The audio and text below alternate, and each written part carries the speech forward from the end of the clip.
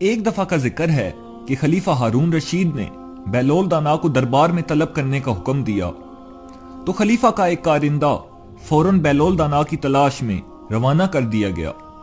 بہلول دانا اسے کہیں بھی نہ ملے، نہ وہ اس ویران کھنڈر میں تھے جو ان کا بسیرا تھا، نہ ہی وہ اس قبرستان میں تھے جہاں وہ اکثر کسی سوچ میں غرق بیٹھے رہتے تھے۔ تو کسی نے اس کارندے کو بتایا کہ بہلول دانا کو مسجد کی طرف جاتے ہوئے دیکھا گیا ہے۔ تو کارندہ بھی مسجد کی طرف چل پڑا۔ ابھی وہ راستے میں ہی تھا کہ اس نے دیکھا کہ بہلول دانا اپنے جوتے ہاتھ میں لیے، چھڑی بغل میں دبائے، گرتے پڑتے مسجد سے باہر نکلے اور جس طرف ان کا منہ اٹھا بھاگتے چلے گئے۔ ان کے پیچھے ایک شور بلند ہوا، پکڑنا، دیکھو جانے نہ پائے، پکڑو اس دیوانے کو، اس گستاخ کی خبر لو۔ کچھ نوجوان طالب علم مسجد سے نکلے اور شور کرتے ہوئے بہلول کا پیچھا کرنے لگے۔ بہلول دانا خود کو سنبھالتے ان لڑکوں کی پہنچ سے دور نکلنے کی کوشش کر رہے تھے، لیکن بالآخر ان لڑکوں کی تیز رفتاری نے انہیں پکڑ لیا اور وہ بہلول دانا کی پٹائی کرنے لگے۔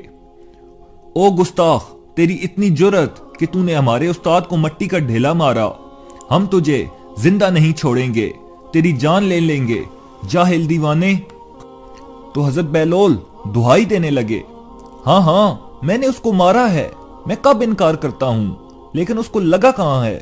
اگر اسے لگا بھی ہے تو اسے کوئی تکلیف نہیں ہوئی، تم خواہ مخواہ شور کر رہے ہو، ہٹو پیچھے، چھوڑو مجھے۔ ہارون کا کارندہ بھاگ کر قریب پہنچا اور بیچ بچاؤ کراتے ہوئے بولا، تم لوگ کیوں اس دیوانے کے پیچھے پڑے ہو؟ کچھ انصاف سے کام لو، تم لوگ اتنے سارے ہو اور یہ بیچارہ اکیلا، پہلے بتاؤ تو صحیح کہ ہوا کیا ہے۔ تو وہ لڑکے غصے سے بولے، یہ پوچھیں کہ کیا نہیں ہوا؟ اس دیوانے نے ہمارے استاد محترم امام ابو حنیفہ کو مٹی کا ڈھیلا کھینچ مارا ہے جو سیدھا ان کی پیشانی پر لگا، ہم اس کو ہرگز نہیں چھوڑیں گے۔ ان لڑکوں نے پھر بہلول دانا کو پکڑ لیا۔ تو ہارون کے کارندے نے ان کو روک دیا اور بولا، مگر ہوا کیا تھا؟ کیا ان کے ساتھ بہلول کا کوئی جھگڑا ہوا تھا؟ تو ایک طالب علم بولا، ہمارے استاد محترم کی شان اس سے بالا تر ہے کہ وہ اس جیسے کے ساتھ جھگڑا کریں، وہ تو ہمیں معمول کے مطابق درس دے رہے تھے کہ یہ دیوانہ نہ جانے کہاں سے نمبردار ہوا اور ان کی پیشانی پر ڈھیلا کھینچ مارا۔ آپ درمیان سے ہٹ جائیں، یہ پاگل ہے یا دیوانہ، آج تو ہم اس کو ایسا سبق سکھائیں گے کہ یہ سارا پاگل پن بھول جائے گا۔ ایک لڑکے نے اپنی بات ختم کر کے پھر بہلول کی طرف اپنے ہاتھ بڑھائے تو ہارون کے کارندے نے اس کا بازو پکڑ لیا اور بولا، بات سنو لڑکے، سب جانتے ہیں کہ یہ دیوانہ ہے، پھر خلیفہ ہارون رشید کا رشتہ دار بھی ہے، تم اسے مار کر قانون ہاتھ میں نہ لو، اسے قاضی کے پاس لے جاؤ، وہی صحیح فیصلہ کرے گا۔ تو بات لڑکوں کی سمجھ میں آ گئی اور وہ بہلول کو پکڑ کر قاضی کے پاس لے گئے اور قاضی کو تمام ماجرا کہہ سنایا۔ تو حضرت بہلول دانا نے کہا کہ ذرا اپنے استاد محترم کو بھی بلا لاؤ، مدعی کے بغیر تم دعویٰ کس طرح پیش کر سکتے ہو؟ قاضی نے حکم دیا کہ بہلول درست کہتا ہے، تم استاد کو بلا لاؤ کیونکہ مدعی تو وہی ہیں اور ہم بھی دیکھ لیں گے کہ ضرب کتنی شدید ہے۔ تو ان میں سے کچھ طالب علم گئے اور اپنے استاد محترم امام ابو حنیفہ کو بلا لائے۔ تو بہلول نے قاضی سے کہا کہ قاضی جی، کیا میں ان لڑکوں کے استاد محترم سے بات کر سکتا ہوں؟ تو قاضی نے اجازت دی اور بولا، ہاں شوق سے۔ تو بہلول نے انہیں مخاطب کیا اور بولے، میرے عزیز، میں نے تجھ پر کون سا ظلم کیا ہے؟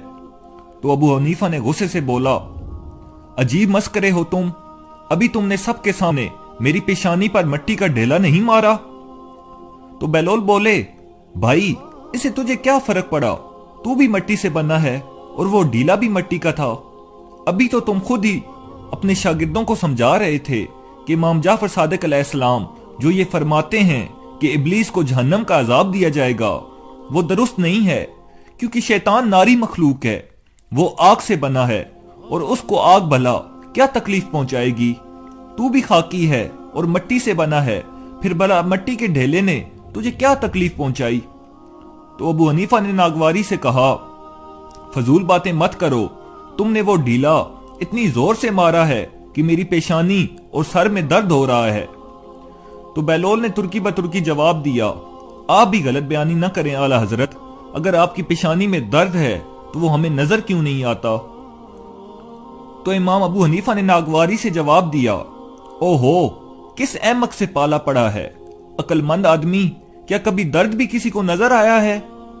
تو بہلول دانا بولے، قبلہ استاد صاحب، ابھی تو آپ اپنے شاگردوں سے فرما رہے تھے کہ امام جعفر صادق علیہ السلام جو فرماتے ہیں کہ خدا کو دیکھنا ممکن نہیں، میں اس بات کو نہیں مانتا، بھلا جو چیز موجود ہے اسے نظر آنا چاہیے، اس لیے خدا کو دیکھنا ممکن ہے۔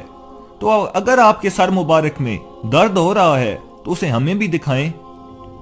تو ابو حنیفہ زچ ہو گئے اور قاضی سے بولے، قاضی صاحب، یہ دیوانہ تو یوں ہی ادھر ادھر کی ہانک رہا ہے، اس نے سب کے سامنے مجھے پتھر مارا ہے، آپ گواہیاں لے کر اس سزا دیں اور کاروائی ختم کر دیں۔ تو حضرت بہلول دانا بولے، یا حضرت، اگر مجھ ناچیز نے آپ کو مٹی کا ڈھیلا مار بھی دیا ہے تو اس میں مجھ دیوانے کا کیا قصور؟ ابھی آپ ہی تو اپنے شاگردوں سے فرما رہے تھے کہ آپ کو امام جعفر صادق علیہ السلام کے اس قول سے بھی اختلاف ہے کہ وہ فرماتے ہیں اچھا یا برا کام کرنے والا خود اس کا ذمہ دار ہے اور اس کے لیے جواب دہ ہے، جبکہ آپ فرماتے ہیں کہ ہر فعل اللہ کی طرف سے ہوتا ہے اور بندہ اس کا ذمہ دار نہیں۔ اس لحاظ سے ڈھیلا میں نے آپ کو نہیں مارا، یہ کام تو خدا نے مجھ سے کروایا ہے۔ اب بھلا اس کام کے لیے سزا کا مستحق میں کس طرح ٹھہرا جو میں نے کیا ہی نہیں؟ خدارا قاضی صاحب، آپ ہی انصاف کیجئے۔ تو ابو حنیفہ لاجواب ہو گئے۔ قاضی، جو دونوں کی دلچسپ بحث سے محفوظ ہو رہا تھا، بولا، بہلول نے اپنا مقدمہ جیت لیا ہے اور اس کو باعزت بری کیا جاتا ہے۔ تو حضرت بہلول دانا نے اطمینان کا گہرا سانس لیا، پاؤں میں جوتے پہنے اور اپنی چھڑی سنبھال کر عدالت سے باہر نکل آئے۔ وہ اپنی دھن میں کہہ رہے تھے، آل محمد صلی اللہ علیہ وآلہ وسلم کی تکذیب کرنے والوں کو منہ کی کھانی پڑتی ہے، علوم اہل بیت کو جھٹلانے والوں کے مقدر میں جیت نہیں۔ اللہم صلی علی محمد و آل محمد۔